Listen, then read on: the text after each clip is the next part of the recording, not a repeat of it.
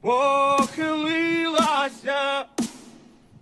чогось наша славна Україна зажурилася, а ми тую червону калину підіймемо, а ми нашу славну Україну розвеселимо.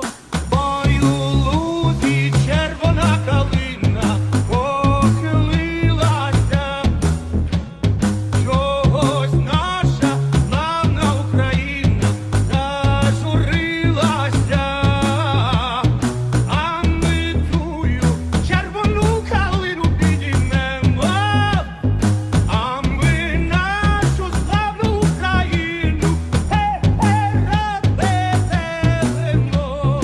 Ой, у лузі червона калина похилилася, чогось наша славна Україна зажурилася,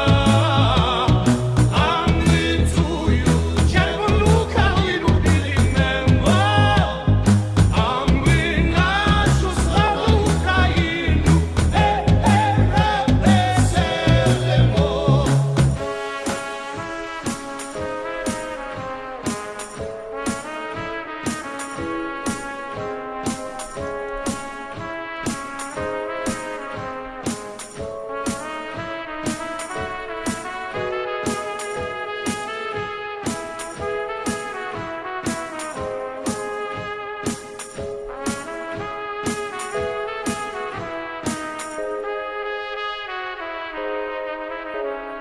Ой, у лузі червона калина похилилася, чогось наша славна Україна зажурилася, а ми тую червону калину підіймемо, а ми нашу славну Україну розвеселимо. Ой, у лузі червона калина похилилася, чогось наша славна Україна зажурилася, а ми тую червону калину підіймемо, а ми нашу славну Україну розвеселимо. Hello and welcome to Record Label Boss, my friends, and it's Music Industry Monday with your boy Avi on the microphone. So thank you so much for joining me today. And some of you might know that for the first time, we are trying to, because I just checked it didn't work, we're trying to stream it live from our own server. We made a new webpage. It's called countzerorecords.com/live. And I saw that we had some technical problems there, so it's probably not working. However, there's links to a lot of our socials on there, and we're gonna figure that out. I want to say hello to Vani and to Yomem and to everybody else who's on. And the topic for today is not only to review some new music that we got. I got about 20 songs that I'm going to be reviewing with you, but also about the upcoming song contest, Eurovision Song Contest 2022, coming up with Ukraine being the huge band that everybody's expecting to win. I think if you're a bookie, or if you were to bet on anything, that you probably wouldn't get a good quota for them, because everybody expects them to win with Stefania, that song about his grandmother there. But we're going to be talking more about the song contest today. There's a few new things on the stream that you might be able to spot. And if you have any question, as usual, you're more than welcome to ask. Any question related to music, but really, for the most part, any question really. And hey, Meg, how you doing? Welcome to the stream as well. See, that's one of the new things. I put two messages here so people know, what people are talking about. So in case you're wondering, we have a bot that gathers a lot of chat messages and people can talk to each other. Doesn't really work for Reddit yet, but you'll be able to see what people are talking here. And I have a screen, an extra screen here to the side where I can see what the people on Reddit are saying. So let's go and review some music. Hey Lottie, how you doing? And the first song today, let me just it's not working. Yo, I don't know why. We're gonna have to look at it after the show. All right, first song is "Money Making" by Yosakin from Italy. Okay.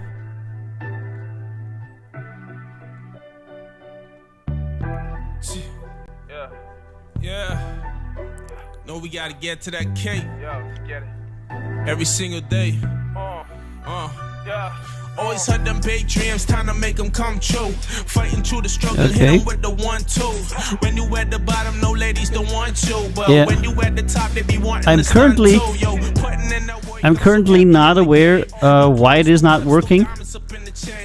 As per usual, it was working in the test. In the studio, killing every rap beat like this shit is my duty, yo. I hit the club with a I guess so. We're gonna get it going for next time. You know how I go. Ain't nothing changed but the numbers on the check. Rips up in the parking lot, diamonds on the neck. I walk with a bop and I demand my respect. In the hotel, I'm looking fresh and as fly as it gets. Yo, stand up, paper up, keep that money making. I'ma go get her, keep the pockets KK. On the grind, making major moves, and I'ma get mine, homie. I done paid the dues. Yo, stand up, paper up. That's not so bad. I'ma go get her, keep the pockets KK. On the grind, making major moves, and I'ma get mine, homie. I done paid the dues. I'm a producer. I'm going hard and I'm killing shit like every day. I'm getting to the money, ain't nothing left to say. Put in work if you want it, ain't no other way. Ain't no falling off, never, cause I'm here to stay. I get it up, getting. All right, so I think this is I think Joaquin, the guy that sent me this, is the producer of this song. Not really sure that he's the actual rapper.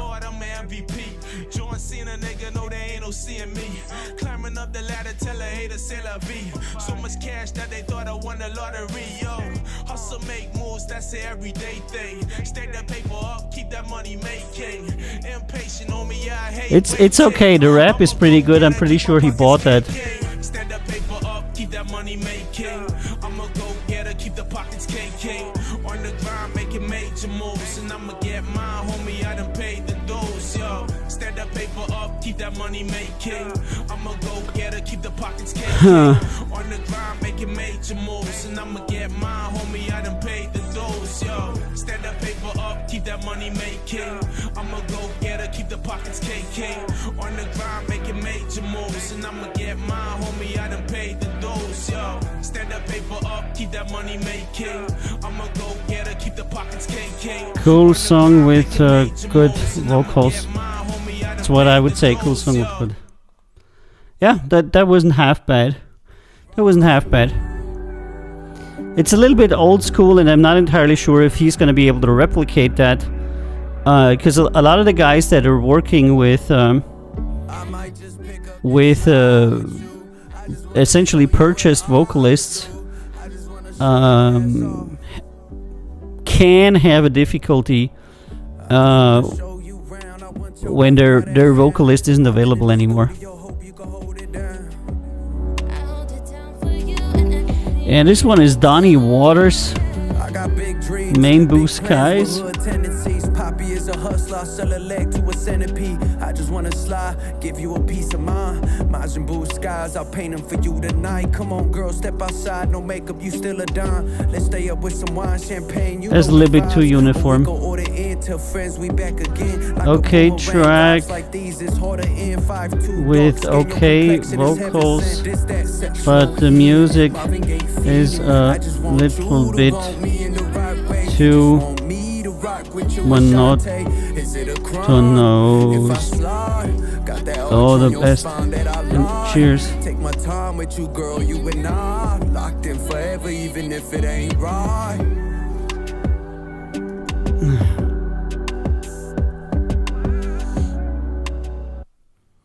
All right, next one. Axel. Axel from Belgium. This is Electronic Whippin'. Yeah, everything you like is old school, Vani. Yeah.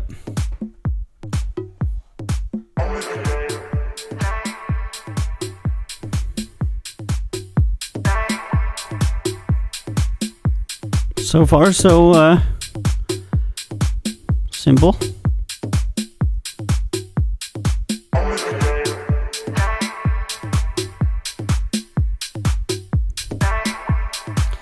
Oh man, come on.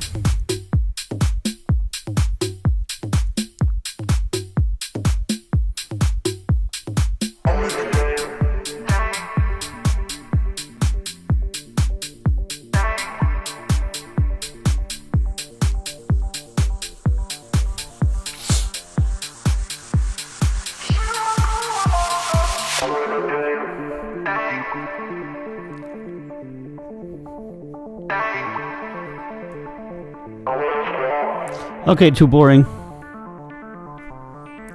Okay, track that builds very slow and has a very long intro.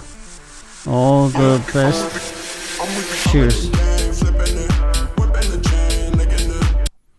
Yeah, it's if your song starts around 2 minutes, it's a. Okay, next one. Tex-Mex Shaman from the United States of America. Electronic metal rock punk. Okay. Let's just put everything on there. And Vani says she's not that old. Vani's only 25.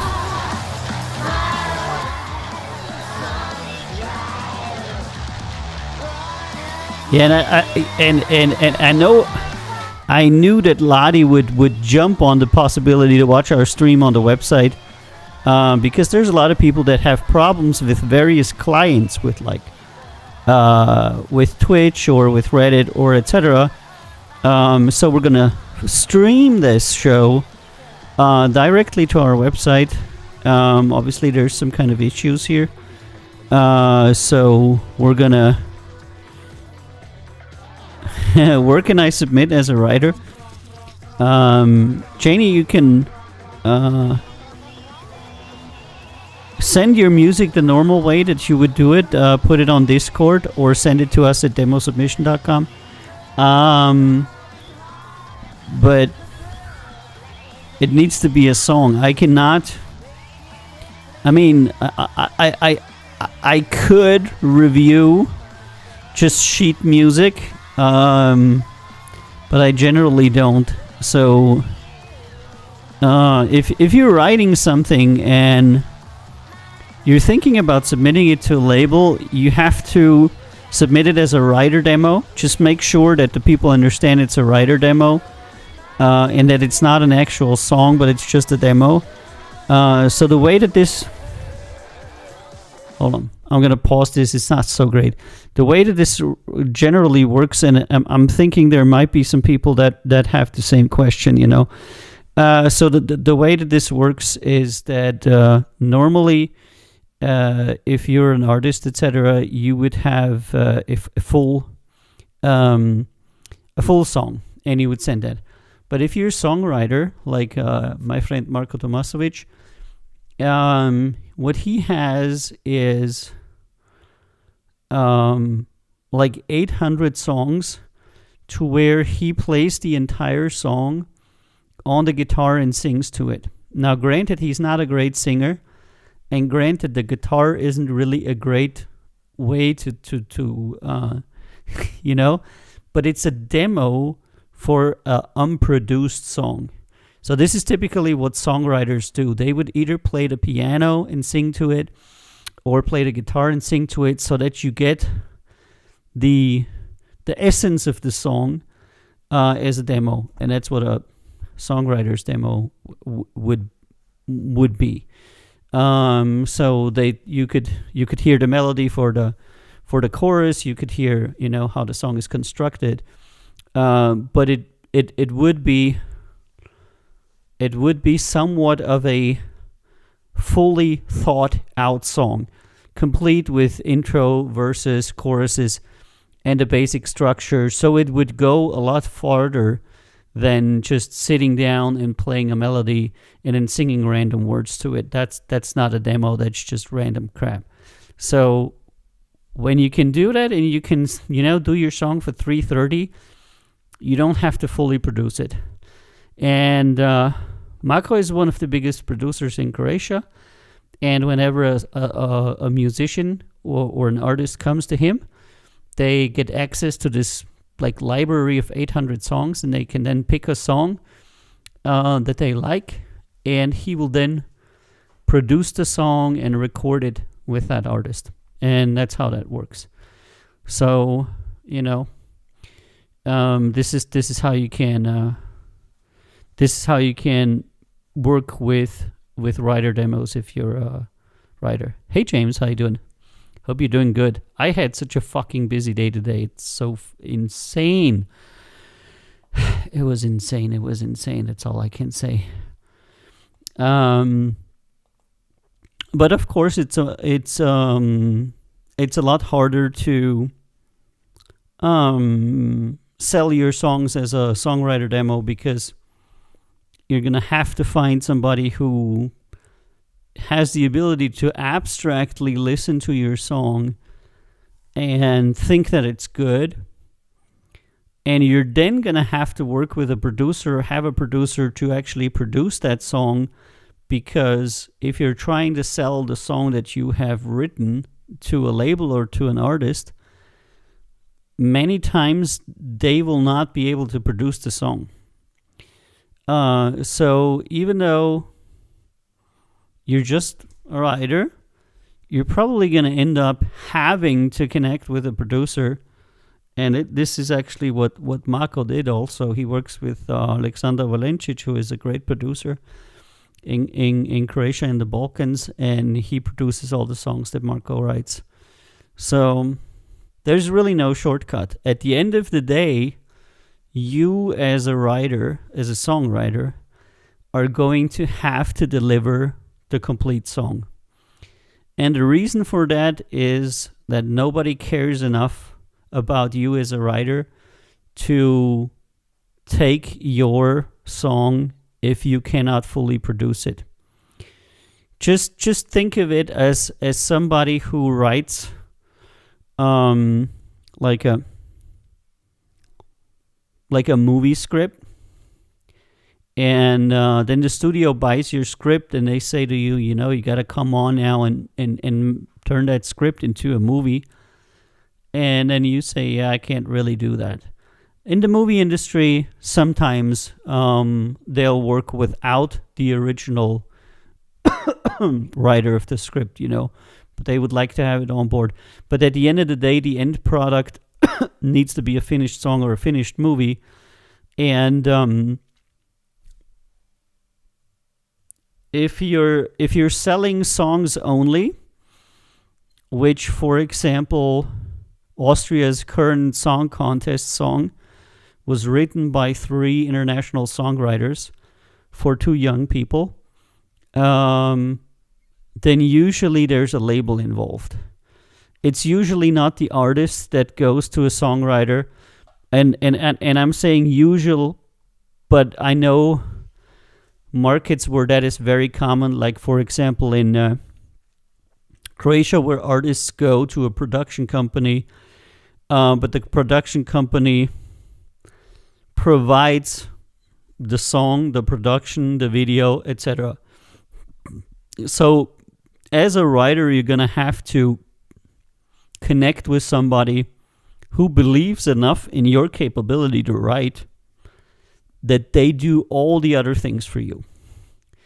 And depending on how good and how famous you are as a writer, you're going to get absolutely no more than like the songwriter's rights for it. Which means that if that song makes $1 million, you're gonna get like 3,000 for it. So songwriting is its own ecosystem, its own business model, and totally its own thing. I know a bunch of people who are professional songwriters, and they make a lot of songs for a lot of people. But even if these people make number one hits, the songwriter usually gets paid very little. I know a songwriter who wrote 3 number one hits for a very famous person, and they made between 3 and 10,000 on every song.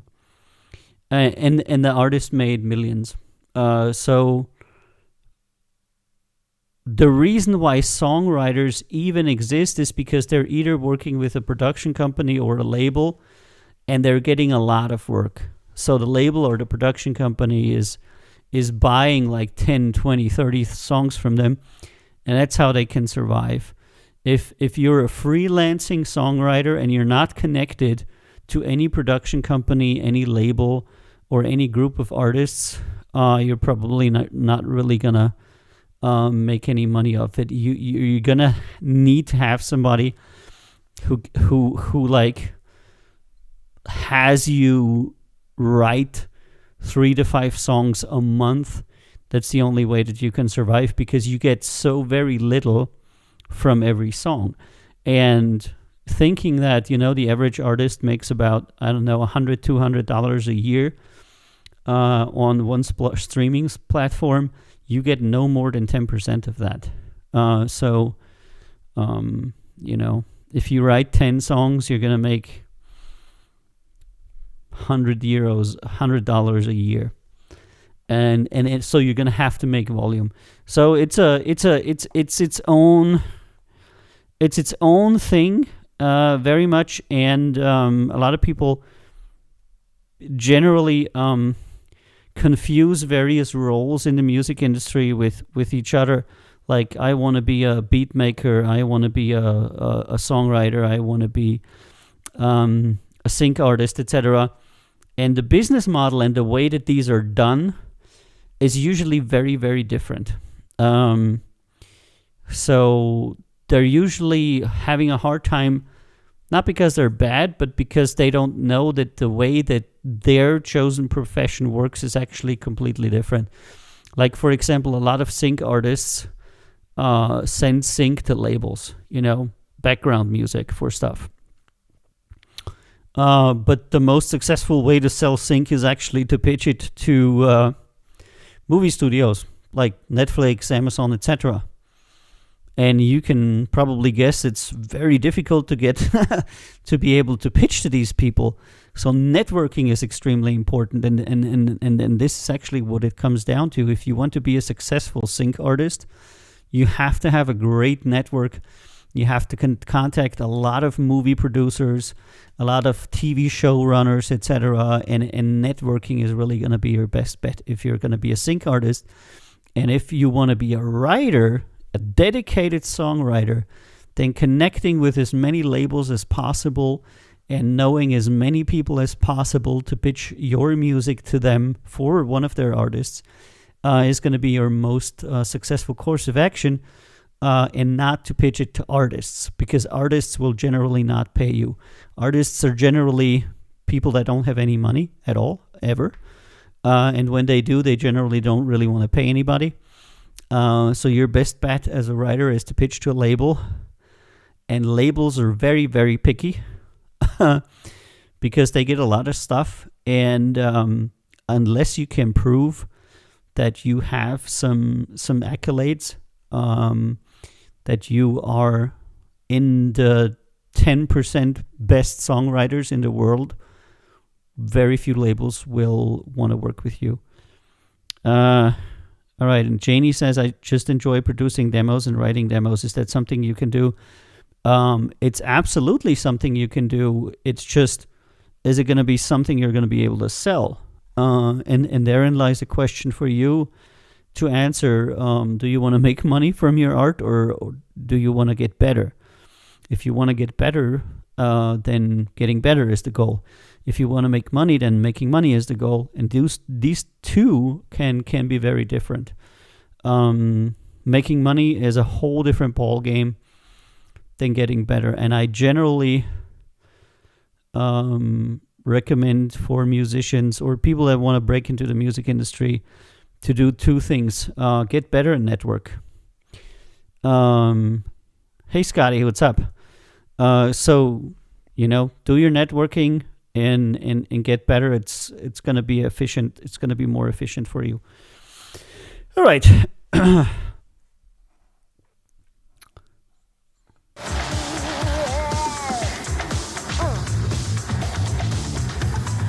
Okay, track. Whoopsie. That is a little bit confusing and chaotic. All the best and cheers.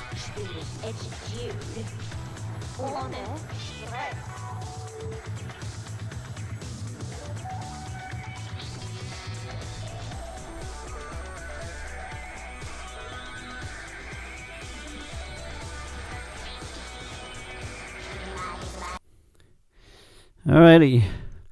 Caio Arruda from Brazil, folk acoustic pop.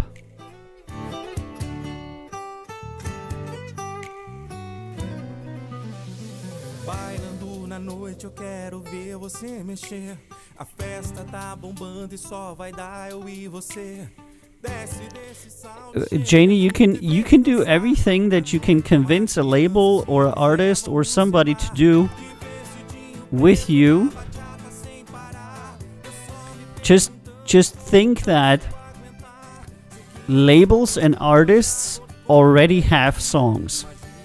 So the songs that you're submitting should be significantly better than what artists and labels already have, because this would be the reason that it would justify the extra expense that they have to pay for you. So your songwriting ability needs, if you want to be a professional songwriter, your songwriting ability needs to be on average significantly better than that of a typical artist or a typical producer. Which means that your songs need to be so compelling that people say, we're going to bring in this person and produce their songs because it's worth that money because these songs are significantly better. And I can tell you, for example, why we're working with Mako Tomasovic on the creation market, because, for example, this is a songwriter that we work with, Mako. He has 3 to 10 chart placements every year. He has released 800 songs on the Croatian market. He has, I would say, around 100 chart placements with his songs. And if you take him for the specialized genre he does in his home market, you're almost guaranteed a win. You're guaranteed that this song is going to perform okay in that market, also because people know him. This is a guy that has millions of followers, tens of millions of plays on his stuff, and his personality and the advertisement you get from him being a known person, a known factor, alone is a very important factor, and this is why you get a songwriter.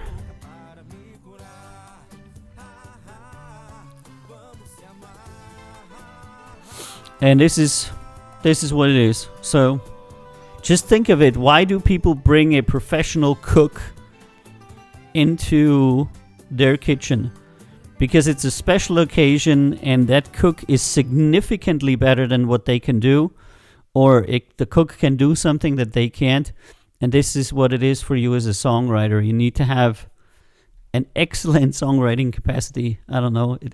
It seems stupid, but that's essentially what it is, Just kind of like if you're a vocalist. If you want to be a vocalist, you need to be able to sing really, really good. And then people will hire you. If you want to be a guitar studio musician, you need to be able to play the guitar really, really good. And then people will hire you. And if you're a songwriter, you need to write really, really great songs. And then people will hire you. Then what to do to achieve that? I don't have any singers. The advice that I would give to you is, and this is looking at songwriters, to either be able to self-produce or to play the guitar and sing. Not necessarily to the highest degree, but it's going to be extremely difficult to become known as a songwriter because you're in kind of like a catch-22, right? Nobody knows you, so nobody hires you, and because nobody hires you, nobody knows you, and nobody's going to produce for you for free. So this seems to be the new way to get into the music business, is just to be able to do it all by yourself. I think that the artists that I know that are successful on our label are completely do-it-yourself bands and artists. They can literally do everything. They can play 3 instruments, write songs, sing, produce music videos, do social media.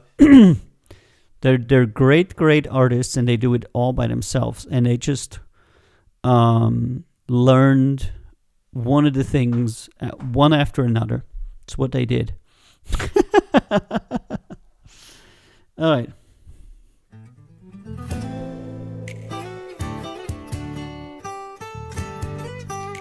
Okay, track with a nice vibe and okay, but improvable vocals. All the best and cheers.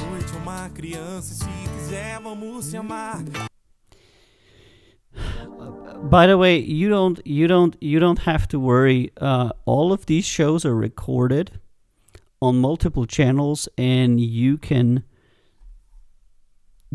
watch all of these shows and rewind what I said with no problem. You can watch them on Twitch, on YouTube, on Facebook.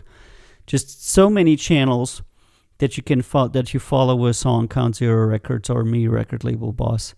So none of the things that I say here are like gone when the live turns off.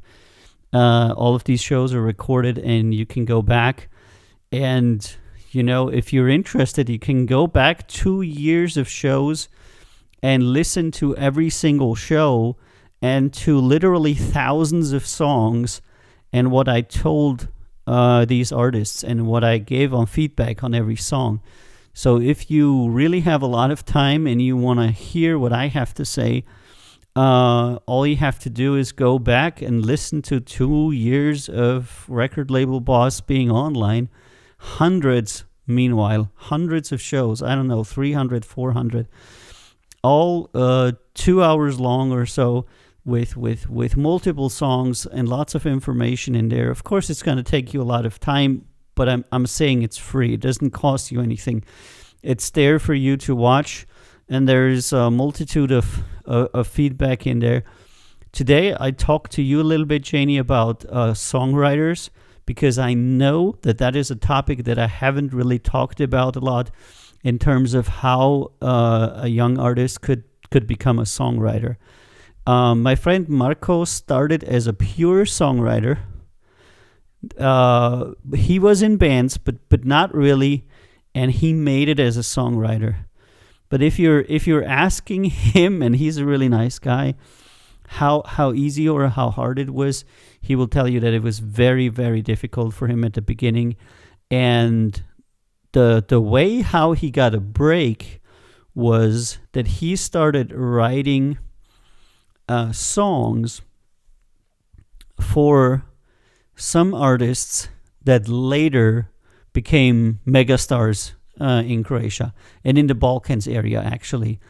And having then produced multiple songs with these artists, and then still continuing to produce with these artists once they got really, really big, of course, propelled him up. And, all of a sudden, this very, very famous musical artist says, this guy wrote all my songs. And then another guy says, yeah, this guy wrote all my songs. And of course, his songs were part of why these people came out really big. But in the end, they got their songs written for by their new record labels. So what he does a lot is he writes for new to mid-level artists that are just about to break, or that are good enough that any song that they make could be a big coming out song. So he works in that area, where sometimes with a label, many times not, where the artist usually doesn't, the high paid artist usually doesn't already have a label that makes all the songs for him, but he makes it for them and tries to have them come out.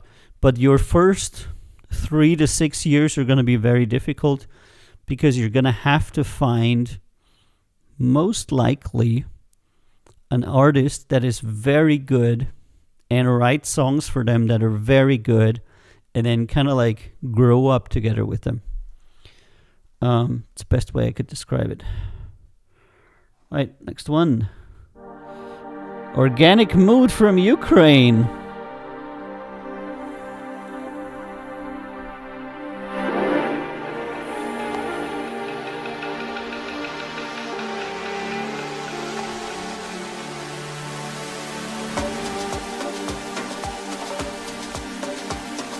I can't remember the song that you sent me, but you're gonna have to work with an artist that is close to you, with whom you can get in the studio, with whom you can have a personal connection.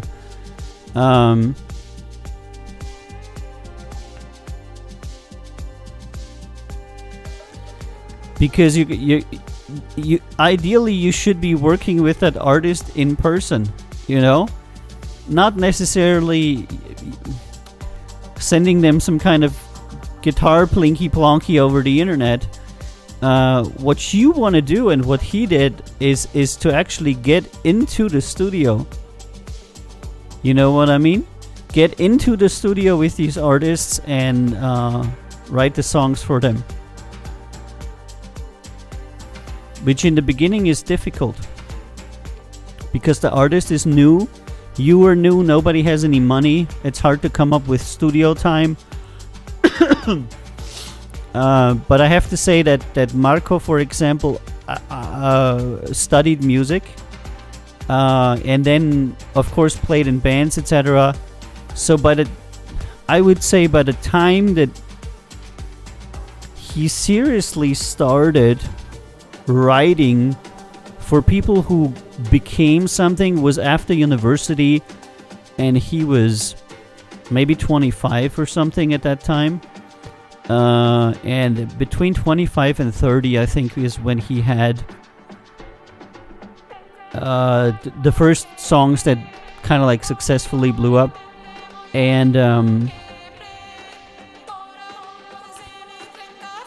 I think that some of the artists that he worked with went to university with him, University of Music, and they became artists and he became a songwriter. So when you go to university, you meet a lot of people there, and if you have a large network and you have a lot of people that you know that are in and around your age, it allows you to work with them, And the reason why a lot of songwriters are like 30 plus is because, as I said, you need to be much better at writing songs than an artist, or an artist isn't going to work with you. So just take your pick. Just take any top 100 Billboard song and say to yourself, I can write a song that's better than that. If you can't do that, you're going to be successful. If you cannot do that,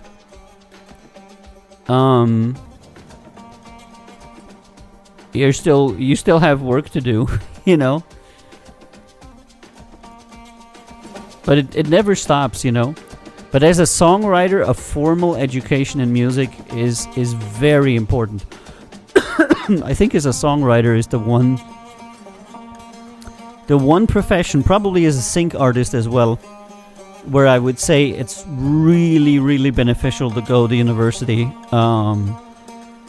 and really learn the crap out of how to write songs. sync artist as well, because you're gonna be composing for various genres.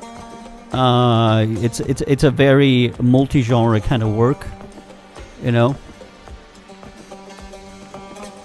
Or you could do, for example, what Ed Sheeran did there. Your parents are rich, and you can spend 10 years of playing music, writing songs, and getting better, while you don't have to worry about money.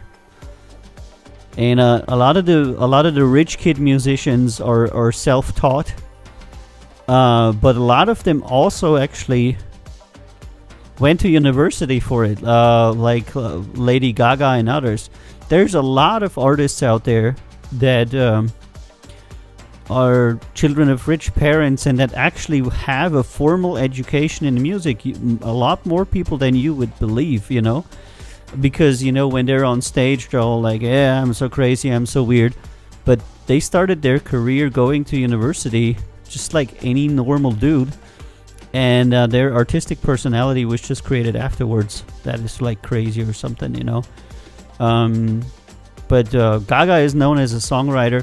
So among the songwriters, the people that have formal education in music are a very high percentage. Much more than like drummers or something, you know.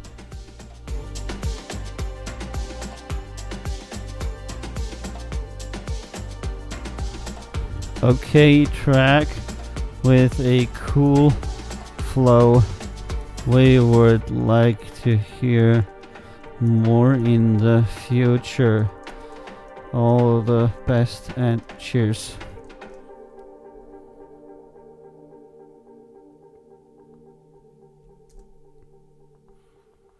It's a pretty cool, you know, chill track.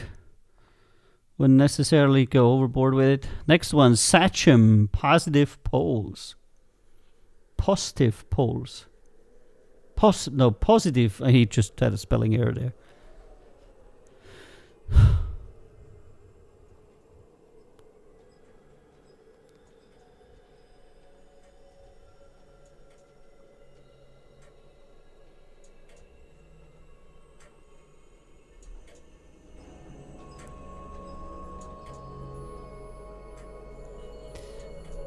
Well, as I said, you know, Marco has now written over 800 songs over the career, and he's still young. He's like my age. He's younger even. A few years younger. So you're gonna be making like, I don't know, 50 songs every year. Just imagine that. That's as many weeks, you know. So a typical songwriter would make like one song a week. And then just, you know, produce it into a demo. Yeah, I don't know what this is.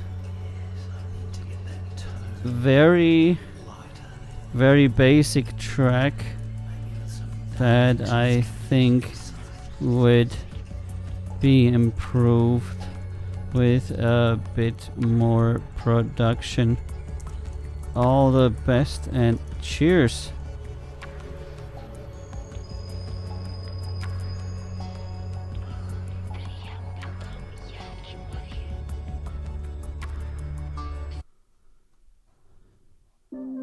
Okay, just had somebody call me here, I guess.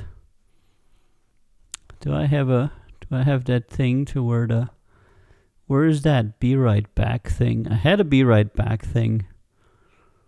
Be right back, hold on.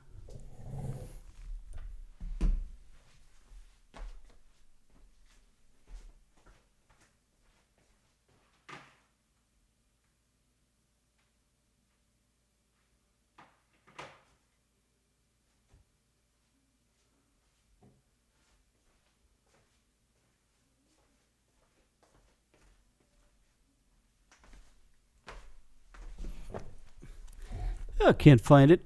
That's so weird. See, Chakuna. All right. All right. Guess I'm out again for the night.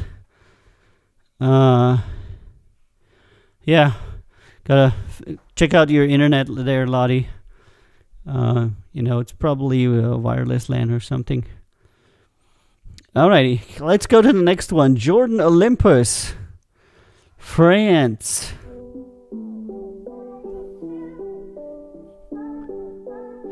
By the way, we're also on Facebook. So if you have streaming problems, we offer you YouTube, Facebook, Twitter, Reddit, and 10 other channels like Trovo, DLive, and a whole lot more. So chances are that whatever streaming service you're using, we're there. And Leela says, bro, what's up? Mixing some tunes. No, I'm listening to music that artists have sent me.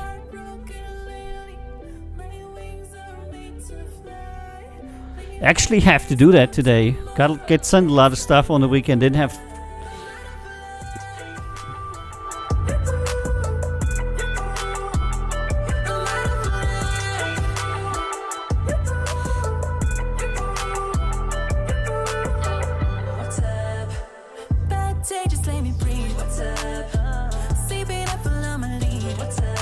And I was recently made aware by talking to a dear friend of mine that the realistic perspectives that I'm giving artists can sometimes be very disheartening for them. What I mean by that is when you tell people that they have 10 years of improvement ahead of themselves, but then they could make it. To me, that's like normal. Like, I don't know. To me, that's normal, you know? And it's true. But a lot of times, it's not the right thing to say to artists. It's better to say, you know, keep working, keep improving, you're gonna get there. In order to be more encouraging. Because I think a lot of people underestimate the difficulty of being able to make money in the music industry, like grossly.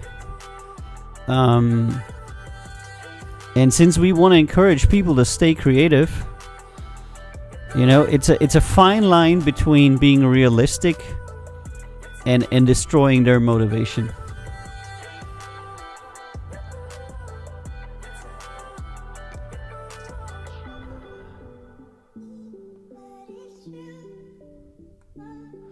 Jordan Olympus.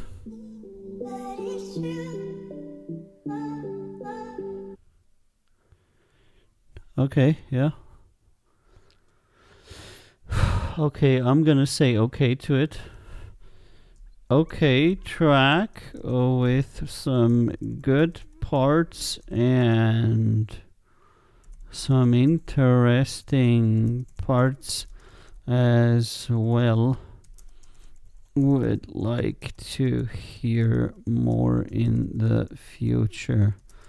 Cheers. That's usually what I say when I think that the artist is actually not so bad, but they're not necessarily, you know, where I would wanna would want to see them right now, or where they're ready for to work with us, because in independent music, I think the people that we represent on our label are incredibly talented. If you're looking at Cygnus, if you're looking at Matt Reed, if you're looking at Ken Tucker, if you're looking at Avio, if you're looking at, you know, just a lot of people that are really, really talented, and they're still struggling. So if you have an average dose of talent and an average amount of work that you're going to put in, these people are going to crush you because they're very talented and they put in all of the time that they have. So, you know, unless you go all in, it's really difficult. And I admire the people that go all in all their lives. This is one of the reasons why I admire Ken so much. I can say that now. He's not here and he can gloat over it. But Ken Tucker was all in all his life, you know. That guy never held back anything. He was all there for music all of his life. And that's why he is so good. He's an awesome songwriter and really, he's just really great player, guitar player, great singer, great songwriter. And his current economic success does not necessarily reflect his talent.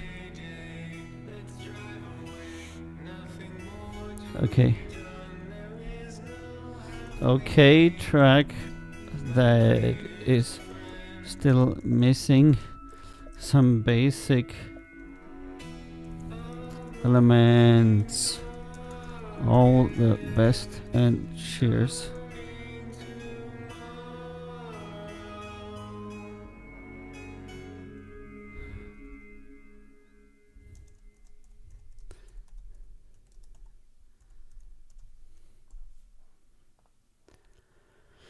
Alright, Antimatière Christ.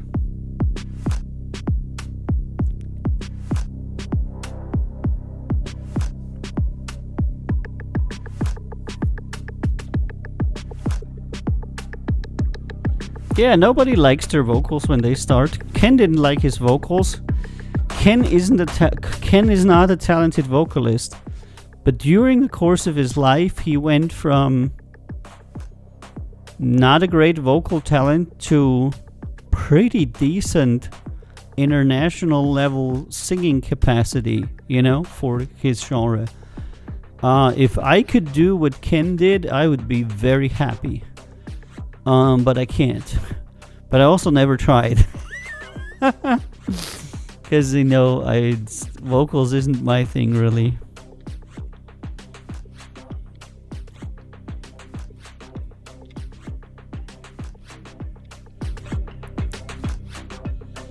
And if you look at Adam Levine, if you look at Ed Sheeran, these people all couldn't sing for shit when they started music. Took them 10 years, 5 to 10 years of gigging, singing, training, of building those vocals, When people think, there's this new band and they just came out and all of them, they're all singing so great. It's usually either fake or people just don't know that these people have already been doing it for a very long time. And usually both. They've been singing for 7 years and they're still using every trick in the Jungle Book and in the studio to make their vocals sound better. I mean, just put Dua Lipa in front of a microphone and you hear what I mean. She has very limited vocal capabilities. Yeah, and Adam Levine is one of these examples that comes from a rich family that financed him because he was such a shitty musician. And for 10 years, and they invested, 10 years, 10 millions. His parents invested over $10 million in his music career because it wasn't going anywhere. And now they're really popular. But it did take a very rich parent to fund his career because he doesn't have enough natural talent to get anywhere. But he's such a great example that with time, dedication, and tons of money, even somebody who has absolutely no talent can become a number one musician and artist.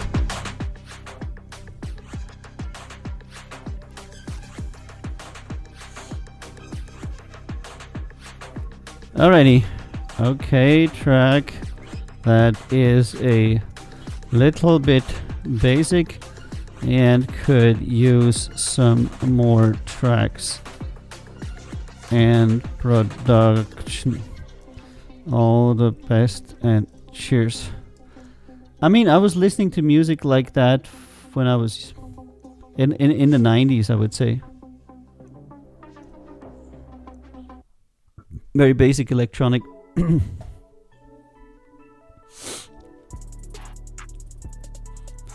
Alright, FMR Trill. Trilla now. Top of the morning, I'm geek. Wake, get high, my sleep. Baby, you fuck with a player, but yeah, I got layers, my little run deep. All of my niggas be thuggin', they really be bustin', they shootin' for me. Gunners on gunners, you can't do no running. This chopper cut off your feet. Top of the morning, I'm geek. Okay, track with some vocals that could really be improved, especially in intonation and delivery. All the best and cheers.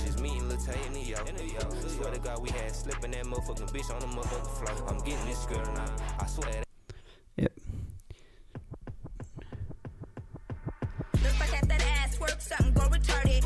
Look back at that ass, get your bad little thick Barbie. Look back at that ass, work something, get it started. Look back at that ass, get your bad little thick Barbie. Look back at that ass, all I wanna do is party. Look back at that ass, get your bad little thick Barbie. Look back at that ass, all I wanna do is party. Been rapping for a year, yep.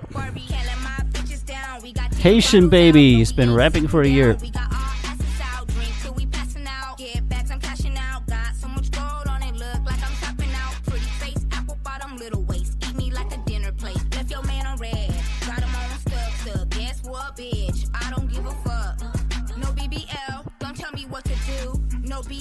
Okay, track.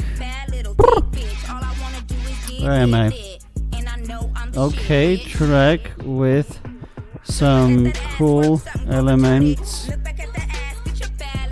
and a good flow. Keep working on those vocals and send us some more in the future. All the best and cheers. For rappers, I've generally hardly ever seen anybody who can, get on a record under 3 years of practice. Some people are naturally talented. Some people are super talented. Some people can do a year and be already really, really good. It's crazy.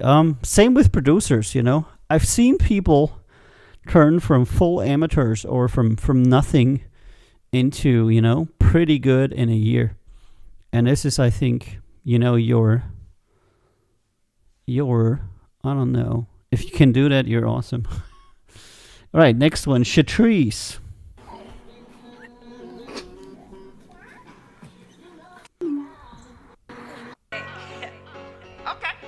Pressure, big flex, so extra. Took a break, I'm back. Heard these hoes need a checkup. Pressure, news flash, I'm extra. Took a break, I'm back. Tell these hoes come get they checkup. Pressure, big flex, so extra. Took a break, I'm back. Heard these hoes need a checkup. Pressure, news flash, I'm extra. Took a break, I'm back. Tell these hoes come get they checkup. Damn, rockin' like I walk it, cause they talking a lot. Big boss, living silence, walking it out. See, I'm different, incoherent with you bitches. I do not understand you, we not equals, we no missing. I do this shit for real. When I shoot, I aim to kill. Mind of a villain, you can live the life I live. Bitch, I'm sitting from the start to the finish, but I'm winning. Tell these bitches mine ain't business, I've been getting. Not so bad. Okay, there's one thing. I just got a whole lot of downvotes and a lot of people left earlier when I was talking about that artists aren't gonna necessarily pay you for what you do. And I just want to say that it's not something that's disrespectful. The fact is that out of the artists that I know, 99.9% of the artists just don't have any money. And they're trying to sell their music to make money. So when you are a professional in the music industry and you're trying to sell something to an artist, it's incredibly difficult because they just don't have any funds at all. They can barely afford their living. Selling stuff to a musician is, unless it's a musical instrument or it has something to do with music which they think is going to improve their ability to make money, you're not going to be successful. So let's formulate in the positive. If you want to sell something to an artist, you have to convince them that what you're selling to them is going to improve their ability to make money. So, this is regarding songwriters and artists. They have to be absolutely deadly sure that if they hire you as a songwriter, they are going to make a song that it is going to make them a whole lot more money than what they would do on their own. And aside from that, a lot of artists think that they're awesome songwriters, which, by the way, they're not. Songwriters are very few and far between, good ones. They're actually more rare than good producers. I think good songwriters are one of the rarest things in music. Yeah. I think the thing we have the most is good performers, like people that can play guitar, people that can sing. So all these kind of like performing music things, because you can practice them. You just practice the shit out of it and it's fine. The second thing is better than, performers and artists. Rarer is good producers, because a producer has a very wide range of stuff that he needs to do. And it's very difficult to learn. And then even harder is good songwriters. A good songwriter on an album can make the difference between number 700 and number 1. And these guys are like the cream of the crop and the most sought after. But it's also progressive difficulty. It's the easiest to learn the guitar or to learn how to sing, simply because there's so many resources out there and you can practice. The second easiest is to do production, because there's a lot of things you all of a sudden need to know. Handling computers, handling equipment, all that kind of stuff. And then being a good songwriter, you have to be talented. There's just no way around it. If you want to be a good songwriter, not only do you need to know music theory really well, but you have to have a natural gift and ability to make wonderful melodies. And that's why so few people get to it, because unless you're really born with it, it's really going to be hard for you. So, it's certainly a worthwhile profession. But you're going to have to give people a reason to completely be convinced that what you're bringing to the table is really going to make their life better. And their song better, Or they just don't have time and they want to outsource it. But that's another story. That's the I don't have time and I don't give a shit thing, Okay, track that is a little bit repetitive and the vocals have upward potential. All the best and cheers. And there's even more people that want to make it in music than people that want to make it in crypto. There is a never-ending supply of people that want to be musicians. Like, never-ending supply. I've never seen... Ever since I started reviewing music for a label, I am so baffled how every day you can literally have hundreds of tracks from people that you've never heard before. And nobody sends you shit twice. Once they get declined by you, they usually don't send you stuff. They generally don't improve on what feedback you've given them and then send you a second track. Very few people do. Some do. About 5%. But most people just never send you anything again because they're so hurt by the rejection. And if you were to ask me what's the skill that you should have that will help you the most in the music industry, it's a resilience to rejection and networking capabilities. That you can network with people and that you don't take it to heart because you're going to get rejected everywhere. I get rejected everywhere on a daily basis, and I started in 2018 with the label. I got rejected for stuff where they're now chasing me. Companies that refused to work with me in 2018 are now begging me to work with them. But you will get rejected everywhere. The song isn't good enough. Your voice isn't good enough. You don't look good enough. This, that, whatnot. 150,000 million times will you be rejected if you work in the creative industry, and you have to get over it.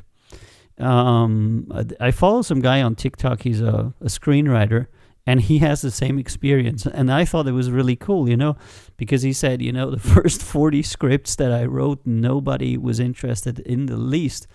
And after 4 years of writing scripts for shows, etc., which was essentially just one big writing exercise for him, he finally got a contract to write for a show. And it's pretty much what it is in the creative industry, You get a whole lot of rejection. And then once you're a good artist, you still get rejected all the fucking time because, of course, you're trying to get into bigger gigs. You're trying to get into bigger festivals. And what are they going to say to you? No, not now, not today. We don't know. It's not the right thing. So if in a sense, if you're not getting rejected at least 2 times a day, you're doing something wrong, because it means you're not asking the right people. You need to ask the people to where if they say yes, you're going to take the next step. If you're not asking the people that will allow you to make the next step, you're asking the wrong people. So, get rejected twice a day. It's great. All right, Jalen Campbell, hip hop.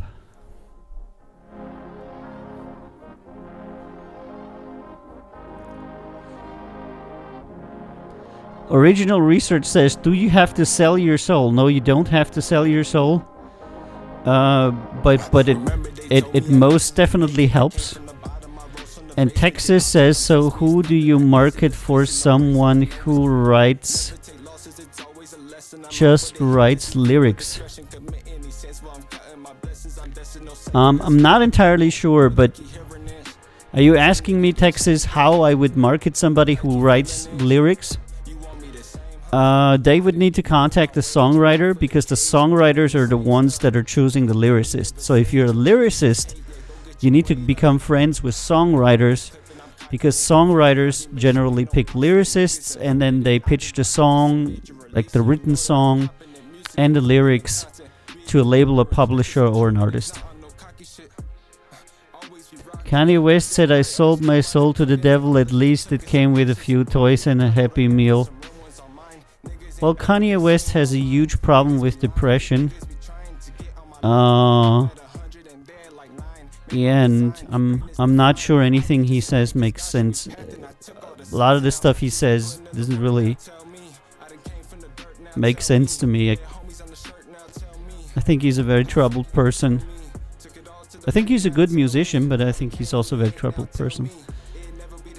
But I think I answered the question from Texas there. Yeah. This, by the way, how the songwriters that I know work. They all have a friend who is great with words, who writes the lyrics for all of their songs. So they write their songs themselves, then they have a guy who writes the lyrics, and they have a guy who produces, and then they have a guy who has studio. So they kind of like have guys for everything.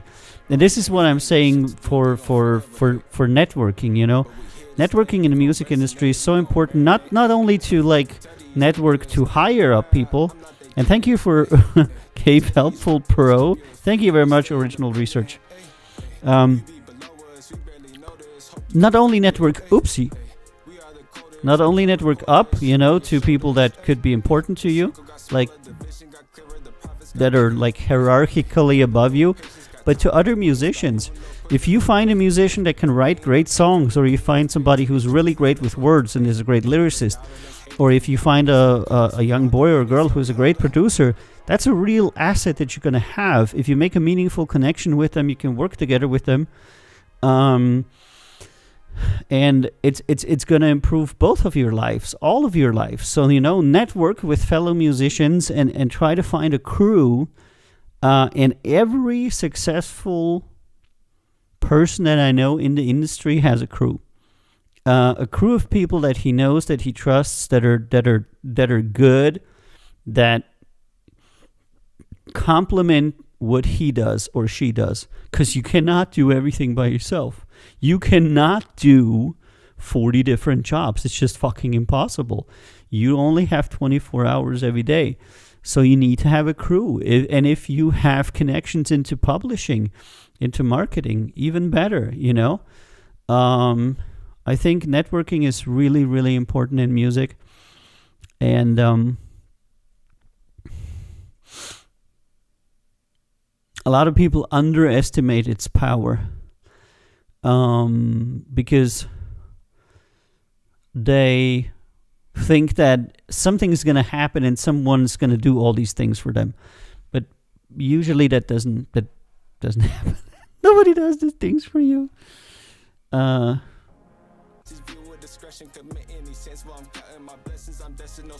let me check these vocals. Some nigga done changed up.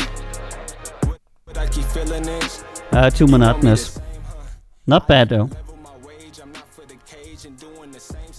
Cool song and really not bad, but the vocals are a bit monotonous, and I'd work on that. All the best and cheers.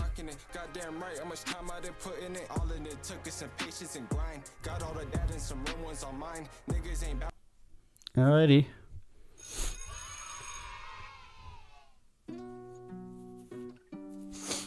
And for me, it's the same.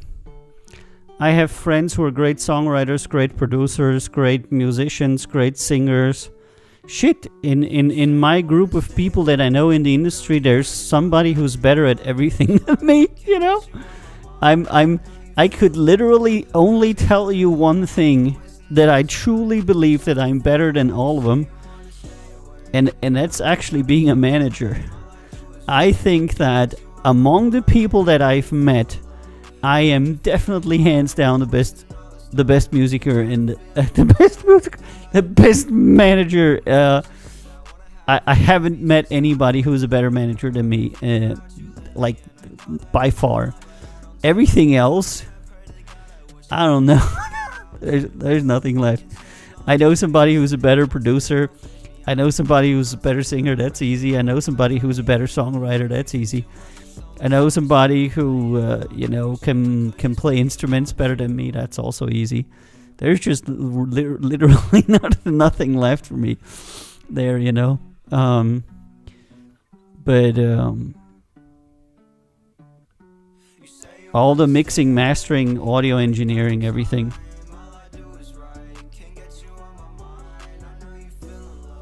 And then, of course, you know,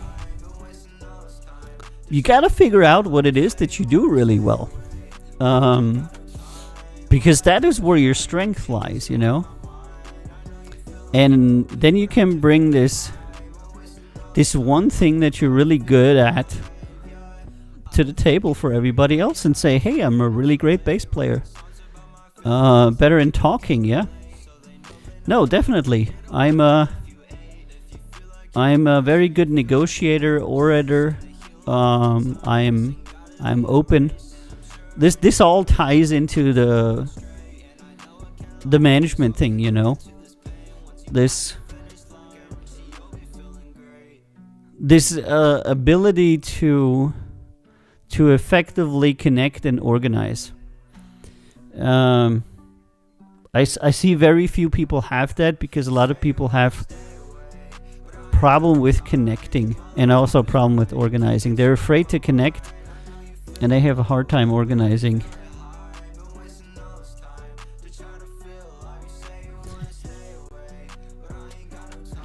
And I thank you, Texas, for Helpful Pro. I don't even know what Helpful Pro is. But that's very good. If you have any other questions, let me know and I'll be happy to answer. Hold on, let me see here. It's not so bad, this boy, Kid Praxi. Okay, song with a cool flow, but upward potential in production and especially vocals. All the best and cheers. You know, and then there's... I always think about that one guy that I had a... Damn, where I saw it. I think it was a documentary. I didn't actually talk to the guy, but I thought it was so funny. The guy that didn't sign Ed Sheeran, you know? And they were like, why did you not sign Ed Sheeran? And he said, I think he was from Universal A&R Scout or something. He said he was just by far not good enough when I heard him. And he heard Ed Sheeran, and I think like 3 years into his career. And he just wasn't good enough. He was 1 out of 1 million. There's like 100,000 people, you know. It's kind of like when people say, if you had bought, you know, Amazon, if you had bought Tesla 200 years ago, then you would be rich now. But what people don't understand is 200 years ago, there were dozens of tech startup companies like that. It was literally 1 out of 1,000. And people are like, how can you not discover a guy like Ed Sheeran? Very simple. Because there is probably 1.5 million people that do singer-songwriter on the level that Ed Sheeran did when he was 3 years into it. Approximately 1.5 million people in the world that do that. And how would you know that out of these 1.5 million that are all approximately the same talent, this would be the guy that would later become somebody, you know? I mean, you can investigate the background, but you usually don't have time for that. So you hear somebody in a club and you're there like, meh, you know? What are you going to say? You're judging them on what they can do now, not on what they become later. All right. 2222 Dance Under the Moon. Okay.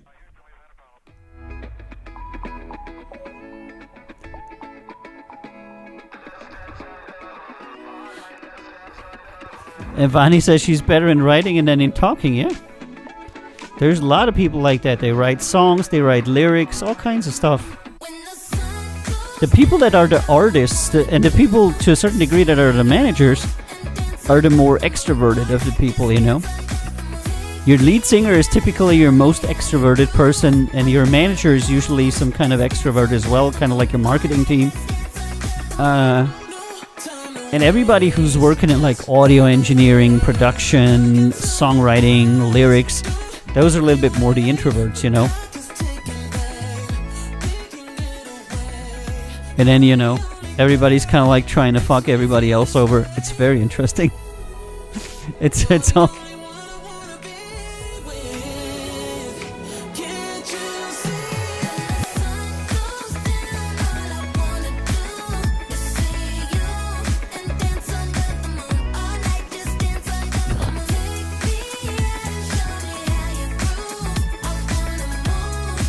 Yeah, I like it.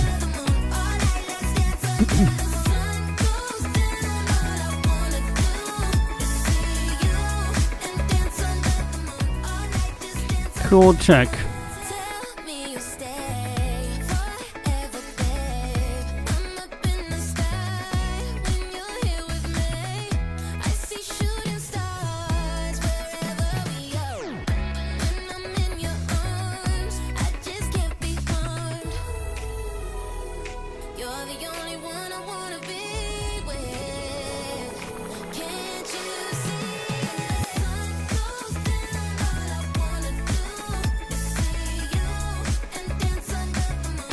Good pop production.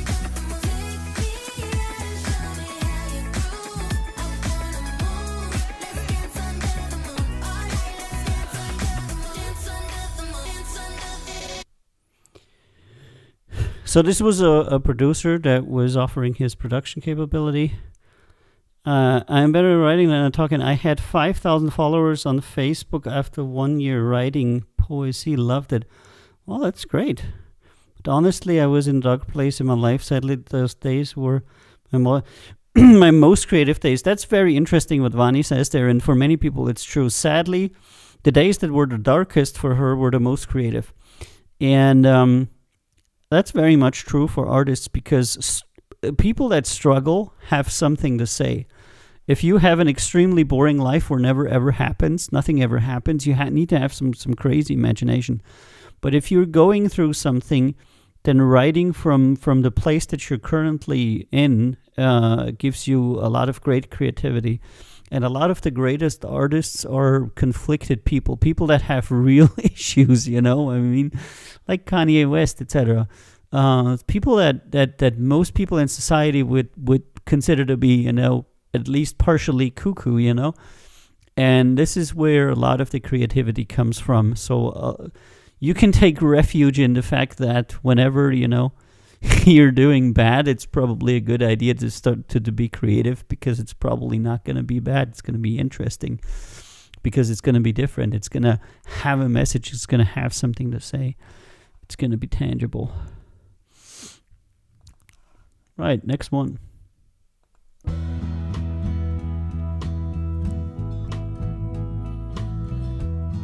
The Greatest Tragedy. See, there you go. I like your openness, it comes from somewhere special. You are the countryside, somewhere that I could settle. And then I hear the vocals are a little... Borders, let me in, but get me out. Hush to sleep with a finger to your mouth. This could be the greatest tragedy. Yeah, it doesn't really go anywhere now. Yep. Well, vocals have some weaknesses, and You keep the crowd. the song folk acoustic, yeah. Okay, track with decent music, I saw a spot, but improvable in I should forget you, but I'm not sure how. and vocals This with could be quite some upward potential. All the best. Cheers. Not so bad. Chorus isn't bad. Do you steal all you can? It's not quite there yet, but what I could hear in this last song is that he actually had a chorus that had a tangible melody. A lot of music that I hear doesn't really have any kind of melody or chorus. It's just a string of completely unconnected tones and words. It's kind of like if you're cooking, you want the ingredients to blend. You don't want to end up with like 100 grams of flour, 100 grams of salt, You want to end up with a cake. And what people are doing is they're just throwing the ingredients together, but they don't know how to cook. Adding the ingredients into a pot does not make a cake. You have to know what to do with the ingredients, how to put them together, and this thing's the best analogy I can probably muster here. So I see a lot of songs that are just ingredients thrown together without any regard for it. It's kind of like you're trying to build a Lego house. So you're just stacking up the blocks in a random way. And it's not a house, it's just a bunch of blocks. And then you say, but I put all the right blocks in there. Yeah, you did, but not in the right order. And music is order. A lot of people think, music is chaos, but music is extremely ordered. There's a mathematical order to music that is crazy. And people hate it when music is out of order. Even the most chaotic death metal music is extremely ordered. It's what music is. It's ordered sound. If it's unordered sound, then we perceive it as noise. All right.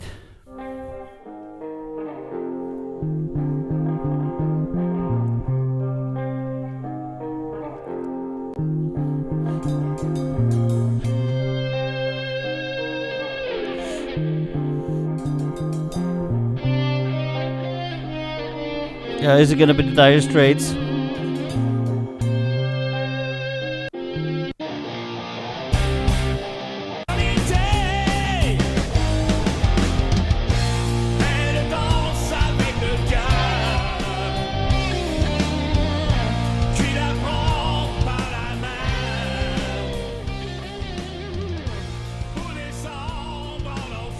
Okay, track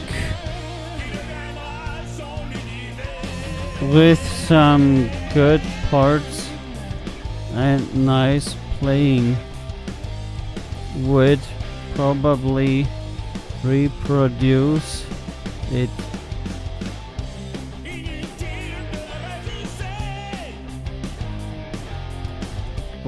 girls have upward potential, but are not bad. All the best and cheers. Not so bad. Okay, you finally got all of them here. Got through all of them. I'm so happy I got that done. That was to me, I got a lot of shit done today. Very good. Why the song reminds me of something I know. Okay, so Vani says it helped me even come out of me wanting to end my life. I even did tons of photo shoots for bands at open airs here in black and white. They love the sad touch. Sometimes I miss the melancholic times. I am not creative when I feel good. Oh man, that is so sad, Vani. My photography often has a sad touch. And Mike says, hey, Mike is there. Hey, Mike, how you doing, my man? What song reminds me of something I know? Level 8. Alrighty. Okay. I wanted to...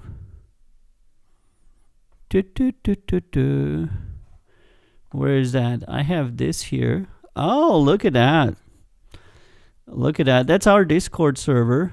So if you're interested in joining us here in this wonderful Discord server, you can do so at countzerorecords.com/Discord. And we also have, Discord is hopefully gonna verify it soon, a Discord music bot, and that's what this is about, countzerorecords.com. Moderator said good bot. Text to speech, that's funny. countzerorecords.com/DMB, Discord music bot. That's really what that was. But what am I going to do here? I was going to...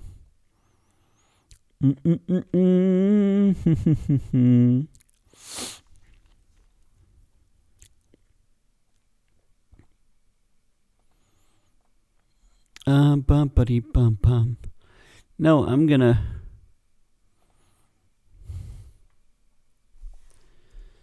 YouTube.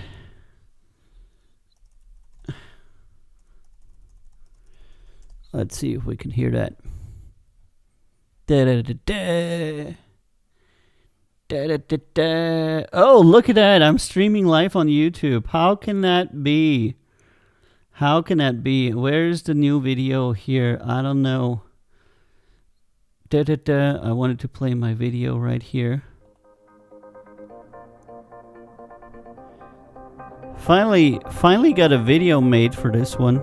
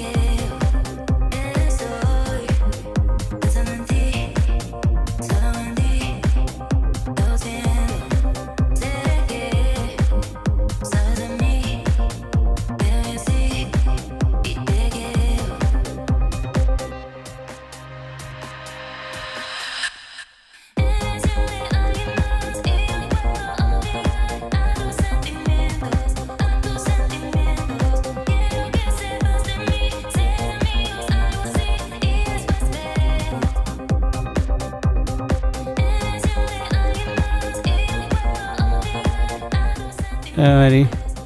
And Bonnie says, can I have a crown and diamond at VIP status? Yes. Bonnie wants a second crown.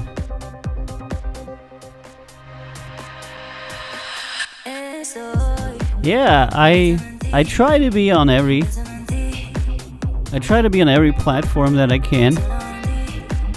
You know, to be as ubiquitous ubiquitous as possible.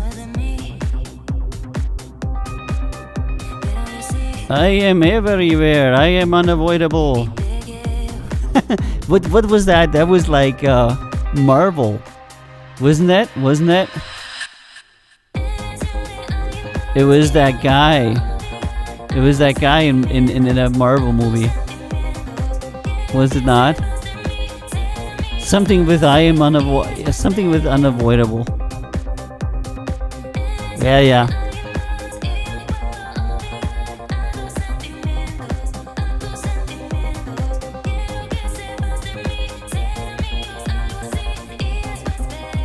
Something like that.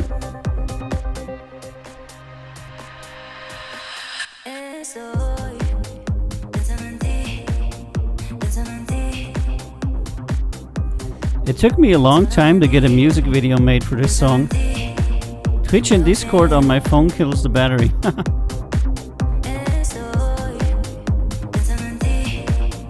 Yeah, Twitch isn't really the best platform. Thanks, Mike. I had a Ukrainian friend cut it. He's on our Discord server. Mephisto.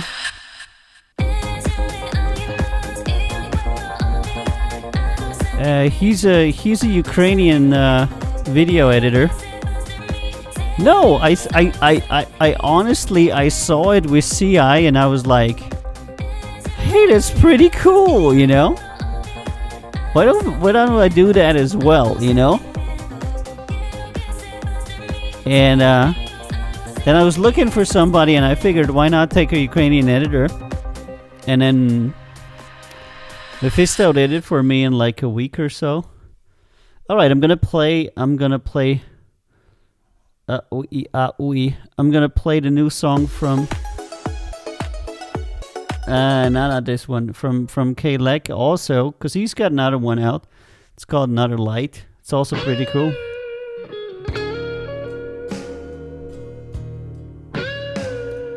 Also very talented dude. And Mike says he has a new song. Just need to make a video for it. This time just me. That's very good, Mike. I like your songs. It's gonna be awesome. It's gonna be a Mike D song. He's gonna be the sexy beast. Sexy beast. I'm the sexy beast. That's gonna be it. That's gonna be it. And the question we all want to know, Mike, is all your female fans want to know: are you going to take your shirt off in your new music video? Yeah, Mike says this guy's an amazing guitar player. Yeah, K-Lek is fucking fire. When I heard his submission on this show, I was like, wow, this guy, you know?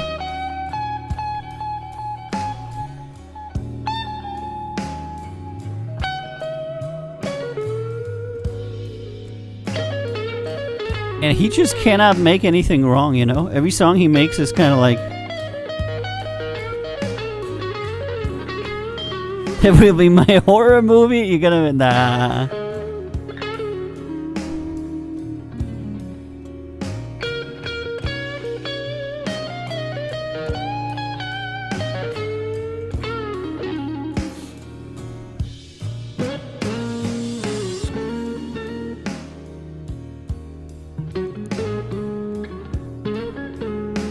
Yeah, he's really good. He's got a pretty big following in Japan.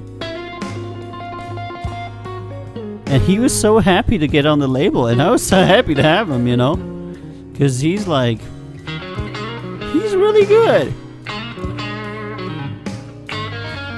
And Mike says, I want to write a song with Kay. Yeah. Absolutely, you know, there's a little bit of a language barrier there, but he's a very friendly and very professional person. Like, really, really good artist. Does everything on vintage, you know? It's like...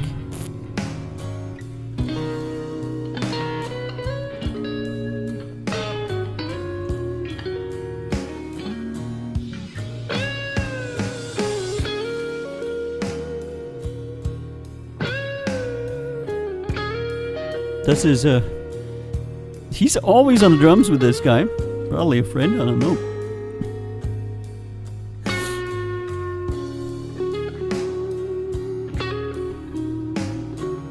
Alright, Mike, you have a good one. Keep training the young ones. Yep, student is here. Another future Michael Jackson trained by Mike DeRoche. That's what it is.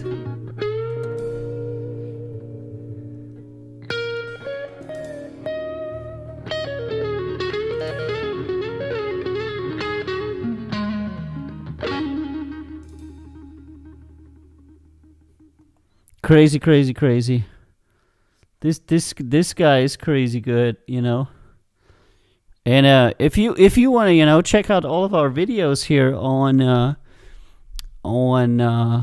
Count Zero Records channel, you're welcome to do so. We got like so many videos up there. I don't even know how many we got.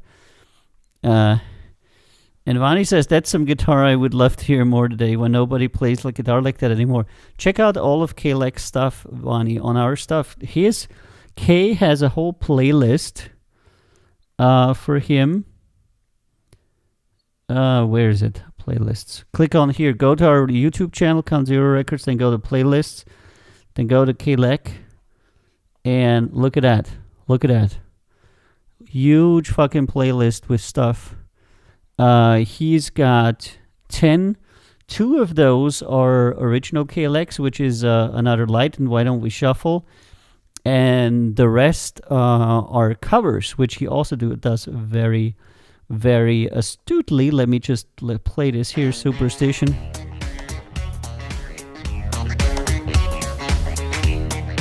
He doesn't have a full music video for everything, but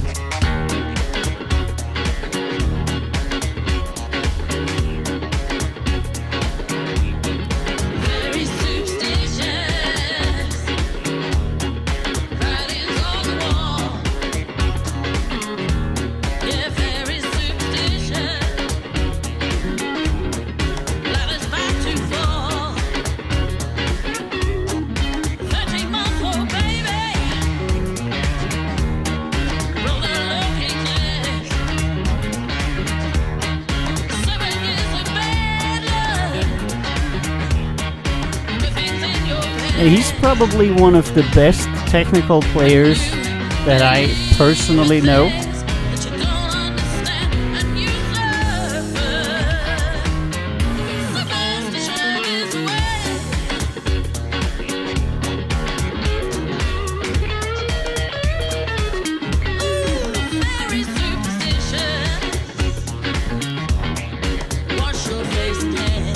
All right, let's go here. There's a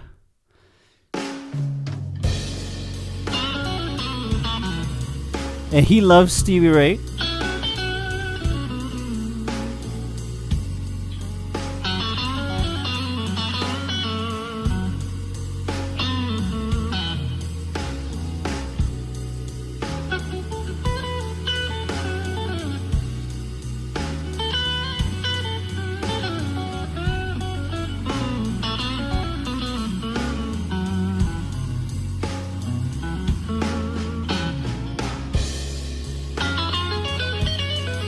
And this is also one of the early videos that I saw from him before I signed him.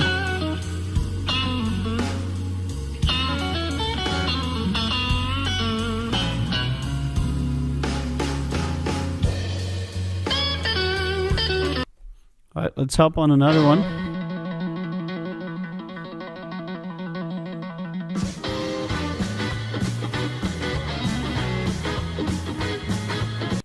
Yeah.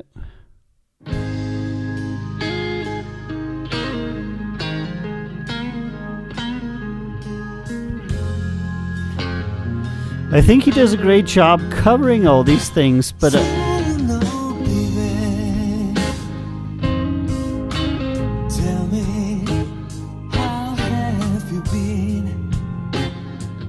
and the singing is okay.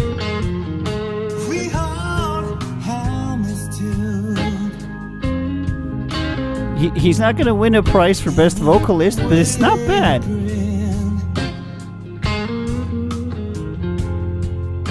Today is necessary. Every night and then. You know?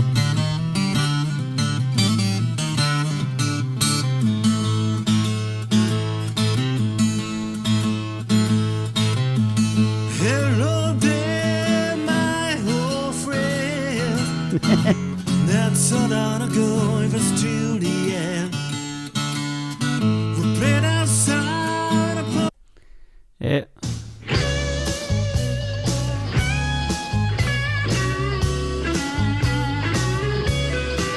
Well, I lost you at the border. When you cross it, had your number, baby. I'm just going through the playlist here, and you know, you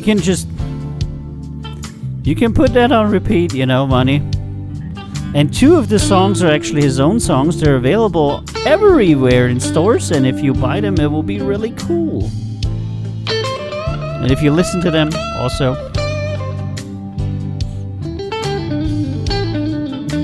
And then, of course, there's his first song that he released with us is this one.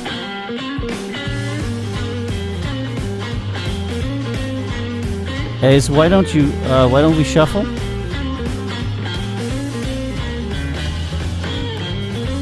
And Bonnie says that's all the songs I listen to from Stevie Ray. Yeah.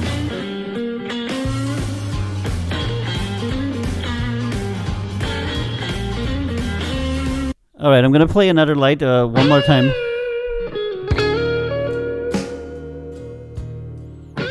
Because it just came out, you know. It's got like 31 views. We haven't really campaigned on it. But his material is generally working pretty well.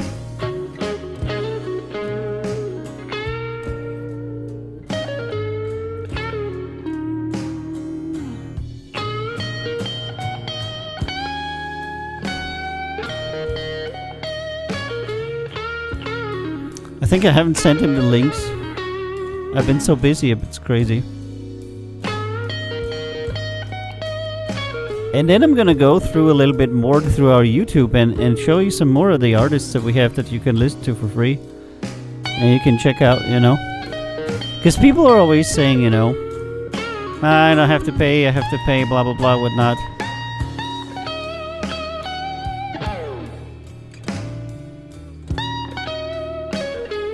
And Vani says it reminds her of a blues song before, a reminder of Ray Charles, yeah.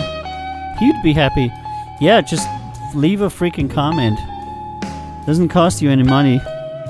Listen to the music for free and leave a nice comment and he'll be happy, you know. Nowadays, it's so easy to do something nice for an artist. You just go to their stuff and leave a positive comment. And artists that aren't huge, you know, artists that are like Kay or others that we have on the label, they're actually reading their comments all the time. And they're really happy when you say something nice about their stuff, you know. So, you know, give it a like, give it a thumbs up, give it a positive comment, and that shall be our payment.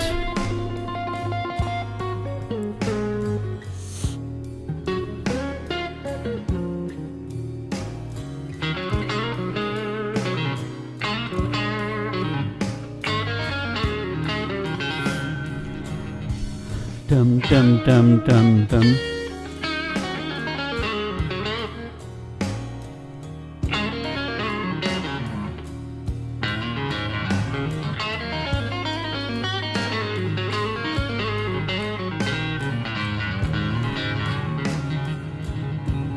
All right, and I gotta talk a little bit about the song contest. So on the 14th, we're going to do a private stream because we don't want to violate copyright, so we cannot make a public stream. But if you happen to be on our Discord server, you'll be able to partake in our Eurovision 2022 song contest stream And for the first time in the history of the label, you will see Megs Beauty and Avio together on a stream, commenting live on the ESC. I'm gonna prepare a special feed for it. I'm gonna record it, and we're gonna be sitting in front of it, kind of like this, talking about it like the fucking Muppets. And it's gonna be a thing of many, many firsts. So you definitely don't want to miss that. You definitely don't want to miss that. You want to be there on the 14th with us, together with us, doing that. Hold on, what we got here. Throwdown turned out to be the label's most popular song for some reason. Moment really working well. Good Times, you know, highest placed song that I ever had. Silver Waterfall. Yeah, let me play that. Really the first song that made it bigger for our label. You're gonna see it's only got 60,000 plays on YouTube, but it has over 350,000 plays on Facebook. Because we did a test, and this video we majorly promoted on Facebook in order to see, you know, if it would stick. And we had a lot of Facebook plays, but I don't know. I don't think Facebook is currently in a good place. And I'm looking forward to making more videos with Matt,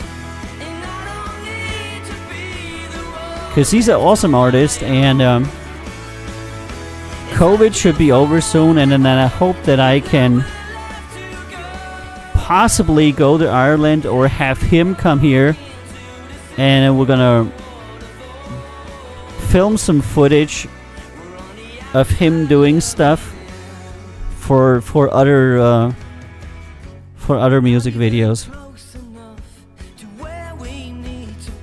And this video has also a little bit of a story, because we created this from very little, you know. It's just Matt that filmed himself, I think, with a cell phone.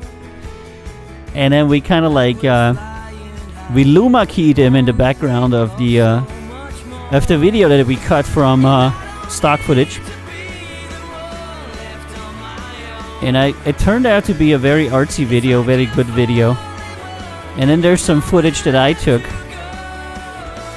So you'll be able to see some areas that are in and around my house on it. But nobody knows that. So and I think it's a great and very creative video and a great song. And his album has a lot more stuff on it that's worthwhile. We just haven't gotten around to making more videos for him. But that's definitely something, you know, that will be worth it. So we're trying to work with more video editors now, because video sells music. Video is music. Video without music isn't anything, really.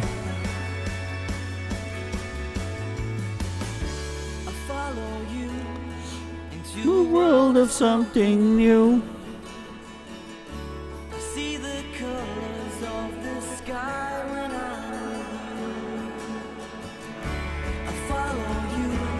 And then I can go to the UK, visit Lottie, and then I'll go to Ireland and film some stuff with Matt. Maybe Lottie can be my camera assistant. I'm gonna give her a little hat that says assistant. Hey Renee, how you doing? Playing some videos here before we get out of here. Got like 13 minutes left or something. And since Renee is coming, I'm gonna play our video. I'm gonna play our video.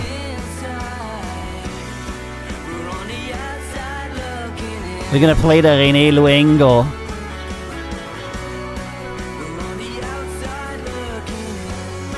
Bam bam bam bam bam bam. It's a great song. Bam, bam, bam, bam, bam, bam. Very well produced. He has a friend has a studio and he does all his songs there. Great production.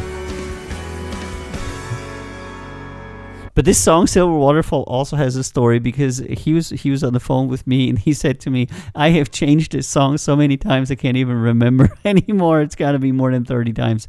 So on this album, which went to number 15 in Ireland in the Apple charts, he did a lot of changing. He did a lot of work. He changed songs back and forth and listened to them again and again and again.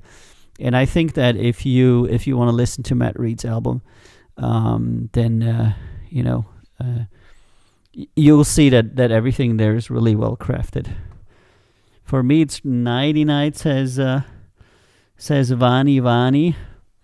All right, I'm gonna play one more video, and since we have here the René Luengo, we're gonna play Avio and René Luengo Good Times, because this is always a song that I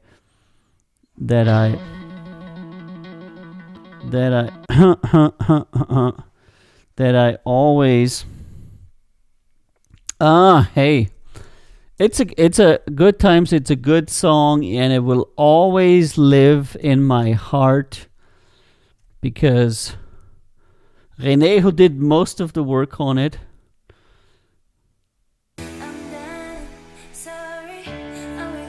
and I think it was the first chart placement that we both had that has our names on it. It's by far the most played song, not necessarily on YouTube, but I'm still getting plays from Kazakhstan, from Azerbaijan, from Russia, everywhere in the world. Constantly that song is being played, and it's played mostly in clubs, which, funny thing, we don't get any money for, because these clubs in these countries really don't participate in any kind of collection thing. And in the West, it's not going so well. So, in a very interesting turn of events, this thing is really working well, like between Eastern Europe and Asia, where it's still being played, And even though René and I are not gonna get a whole lot more than going to dinner once together from this song, it is the first multiple country chart placement that we have, because it was not only in one country, it was in 2 or 3 countries. I have it on our website. So this is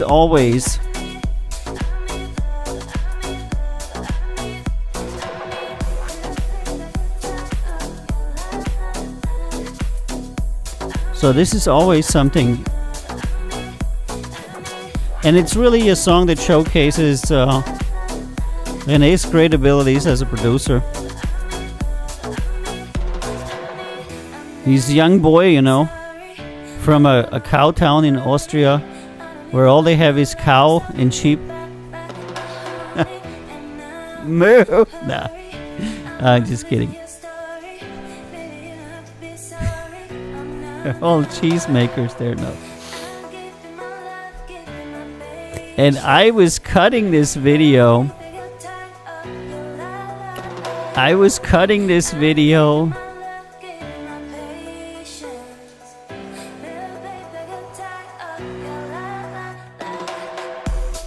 I don't know. You have to switch, René. It's being sent in HD. I think I was cutting this video when I was on holiday. I was actually cutting this on a tablet, because I needed to put out the video because the song was being released, but I was already in Croatia. So I cut this video on a tablet in Croatia.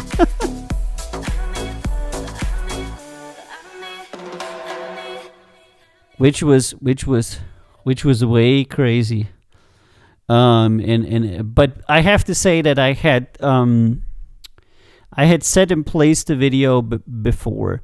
So I would say I was finished. I finished cutting it, and I had made like thumbnails and other things like that for it before. So I didn't start from zero, but I did do a lot of it there in still the old version is on there. I gotta get rid of this this song. Crazy. All right, who are we gonna who are we going to showcase last? Playlists. Reaction videos. Yeah, people are making reaction videos for Ken's videos, which is... Have any of you guys done that? Because, one, it looks like fun, and it also looks crazy. Absolutely freaking crazy. Okay, here's somebody reacting to Ken Tucker's Junkyard Hot Rod, a video that I made. Guys, welcome to the channel Rockin' the Country. I'm Don. I'm looking forward to this one. Reason being, in the comments, Ken Tucker requested that I do this song, and it turns out it's his song. And I always check when I'm not sure of an artist, and I don't know Ken Tucker's music, or I didn't know this song certainly, and I still don't, but I will go and check to make sure. I'll listen to 3 or 5 or 10 seconds, of a song just to make sure it has a certain country feel to it, put it that way, one that's, broadly acceptable to the channel. What I noticed when I clicked just randomly in the video is that there is a modern dancer in there, and I might explain a little bit more about that. But my ex-wife and I used to own a dance studio for 20 years. She was a modern dancer, and I was on the business side, but I was in the studio all day long doing, I was on the business side, customer relations side, the complaint department, the I'm reviewing the reviewing of the song and of the music video. That's great. And, the girls would scream if there was a so this guy obviously doesn't know that I made the video, but if you're watching this, hey, I made that video. And Ken is from Terre Haute. Terre Haute, Indiana. That's Larry Bird country. Yes. And I was a big Bird fan. I still don't know how he got a shot off. I know he was 6'9", 9.5, big, tall, smart, brilliant. I don't know how he got a shot off, but they called him the master of the half inch. That's all he needed to get a shot off. And it was deadly when he did. But anyway, this is Ken Tucker's deal, so let's see what we've got. Yeah, I knew. There it is.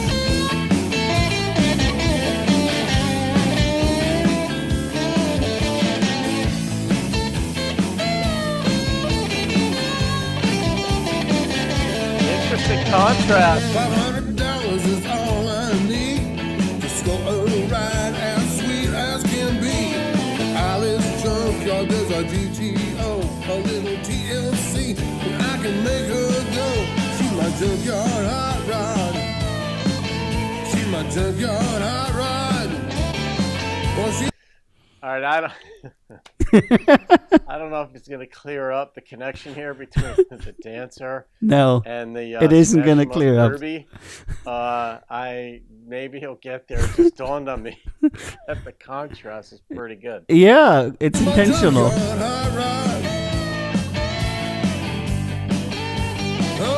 you know what I mean.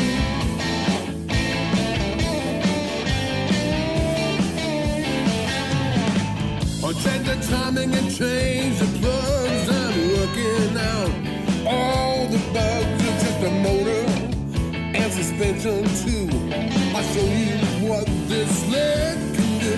She's my junkyard hot rod.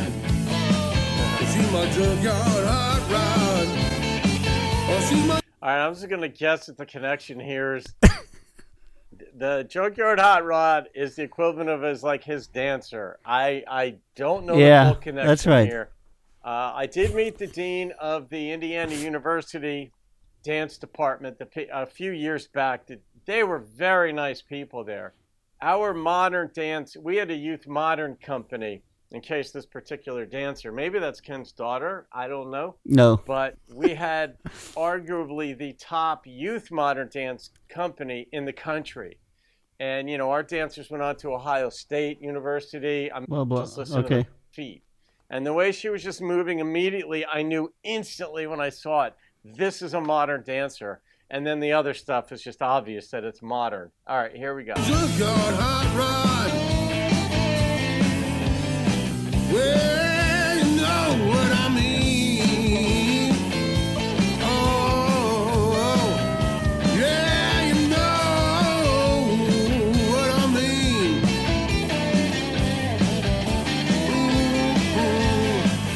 Where's my 9/16? I guess I'll just use me a butter knife.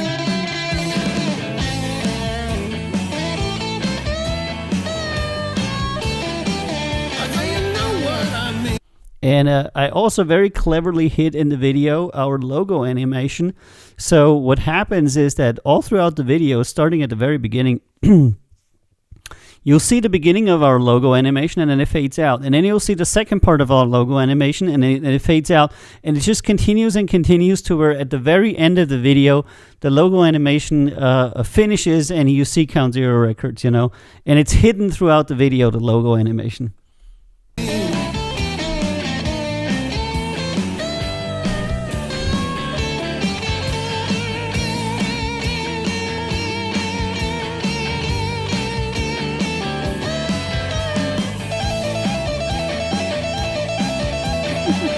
And this guy is so confused. People laugh when I drive by. She looks like hell, but she can fly. I'll rev the motor and spin the wheels. Gonna set those daughters back on their heels. There you go. There you go. It's a fun song. See my junkyard hot rod. See my junkyard hot rod. Yeah. You know what I mean. I say you know what I mean. That was nice. Oh, yeah, yeah,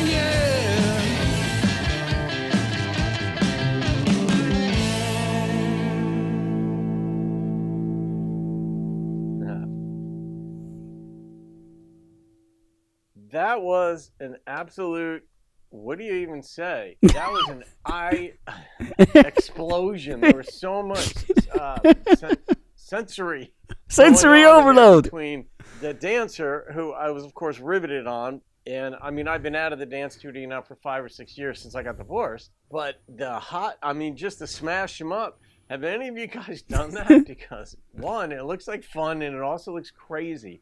Absolutely freaking crazy. But the connection between the dancer, it almost seems like if the dancer was his daughter, then it almost seems like he wanted to feature her, give her a platform. And I love that. I mean, kudos to you if that's what happened. As for the song, I love this voice. I love the way the song moved along. The lyrics were simple. They were just simple. Nothing overly done. The guitar picking was nice. I really liked that, especially toward the end. I felt like I was listening to a riff there reminded me of something else, and I can't remember who it was. It wasn't Stevie Ray, it wasn't Skinner, but and I don't think it was the Allman Brothers, but it might have been George Thorogood in a certain song. But in any case, I liked it. Ken, thank you for that. Thank you for posting it here. And the Count Zero Records, let's see, a division of Monte Alto Ventura Duo Zagreb, Croatia. So I don't know what that's about. Maybe you're in Croatia. I don't know. It'll be my first. So there you have it, guys. Hope you. Oh God, am I gonna rate that? You know what? I have to rate it. And of course, my life for 20 years. Owning a very large and very advanced youth modern ballet and ballet school, this just enamored me in a big way. It was just beautiful. All right, my experience, I'm gonna come in with an 8.7. Yeah, very good. Thank you. The song. The video was simple. It wasn't shot from many different angles. I mean, you're doing a low budget type thing, but it was very well done, given Thank you. given the parameters that I'm sure were set for getting something like this done. Yes. But introducing the dancer, and she had some nice movement in there too. It wasn't just I think that she also worked out some of the movement ahead of time that she was going to do. She wasn't just freestyling it. There were a couple times in there where she did, but for the most part, some of the movement was actually quite nice. Like, you might say even like you'd have to have good training in order to do that. So, Ken Tucker, shout out to you. Thank you for requesting this. Leave your comments. Leave a link if you want in the down in the comments too. Yeah, let people know about what you do. And if you're in Terre Haute, that'd be fantastic because that's what the the header said. So there you go. Have a great day, guys. I'll see you on another video. Keep rocking the country. All right. See, I thought it was pretty cool that guy reviewed Ken's song. All right, guys. I hope you had a little bit of entertainment here. I'm gonna get out for the night. I thought it was, and that this guy reviewing and everything, I thought it was really cool. They were really cute, He's like Monty Alto, Count Zero Records, Zagreb, Croatia. People are like, what? And in case you don't know, it's our company is headquartered in Croatia in Zagreb, and we have companies around the world, but this is still where our headquarters is. All right, guys, I want to say thank you so much for being with me today on Record Label Boss on Music Industry Monday. I think we had a very interesting collection of stuff to do today and a little bit of fun. I'm going to be coming back on Wednesday, and hold up. On Wednesday, I'm coming back, Wednesday the 11th.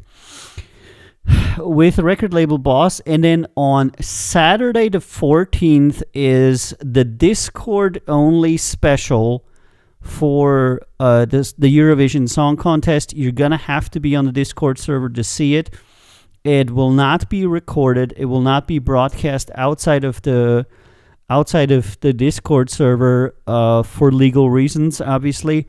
And there might be people who do that, but we as a label, we generally try not to infringe on people's rights. I mean, I can't go around trying to protect my artist's copyrights and then violate somebody's copyrights. So if you wanted to have this private stream on the 14th of May, with me and Meg's Beauty for the Eurovision Song Contest, join us on the Discord server. That's countzerorecords.com/Discord. And I'll see you on Wednesday where we'll talk more about this new and exciting stream. I love you all. Stay safe. And I'll see you on Wednesday.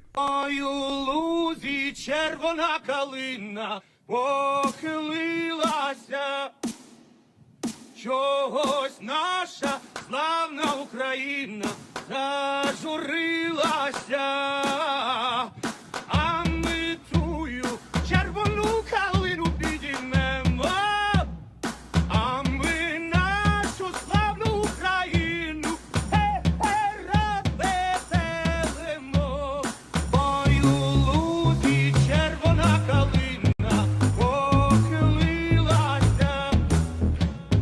Чогось наша славна Україна зажурилася, а ми тую червону калину підіймемо, а ми нашу славну Україну розвеселимо. Ой, у лузі червона калина похилилася. Чогось наша славна Україна зажурилася, а ми тую червону калину підіймемо, а ми нашу славну Україну розвеселимо. And if you want to support the effort in Ukraine, you're welcome to go to countzerorecords.com and check the top left-hand corner. where you can see a button that says Support Ukraine, and it leads you to the official link tree of the Federal Republic of Ukraine, where you can give to organizations that are officially recognized by the government of Ukraine.